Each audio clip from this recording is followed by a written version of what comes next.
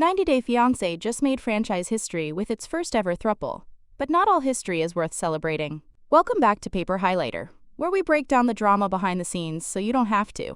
Today we're talking about Matt, Ammani, and Ammani, a trio whose relationship seems more like a ticking time bomb than a love story. Spoiler alert, this throuple should never have been cast. Season 11 of 90 Day Fiancé introduced a dramatic twist with the show's first ever throuple, but their journey to the altar has been anything but smooth. Longtime couple Matt and Ammani, who reside in San Diego and share 2 children, have been together for a decade. Their relationship is marked by a noticeable power imbalance, with Matt often taking a back seat to Ammani, who proudly embraces her role as a strong-willed, outspoken partner. Ammani, who identifies as bisexual, was raised in a conservative household in Tunisia and now speaks openly about her identity and experiences. The couple's dynamic took a turn when they met Ammani, a stripper, during a vacation in Mexico. What began as a fiery romance soon evolved into a long-distance relationship, complicating matters further. With limited insight into Ammani's everyday life, Matt and Ammani made the trip to Tijuana in hopes of solidifying their throuple and welcoming Ammani into their family. However, tensions quickly surfaced. While Ammani initially appeared to be the driving force behind the polyamorous arrangement, her growing doubts and insecurities about Ammani's commitment have thrown their future into uncertainty. Matt, Ammani, and Ammani's relationship has been rocky all season. Before their trip to Mexico, Matt and Ammani expressed excitement about welcoming Ammani into their family, but reality quickly set in. Once reunited, it became clear that the trio had failed to establish clear boundaries or build the trust needed for a stable polyamorous relationship. Tensions flared almost immediately. Ammani ended the first night overwhelmed by jealousy, setting the tone for a rocky journey filled with miscommunication and emotional friction.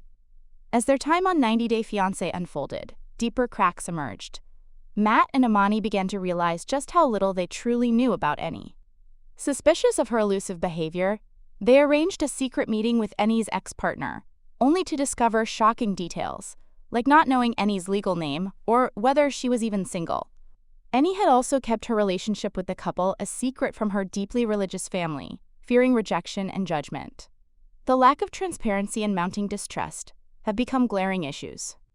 Although Matt and Ammani once appeared confident in their decision to pursue marriage with Ammani, their hesitation has grown throughout the season.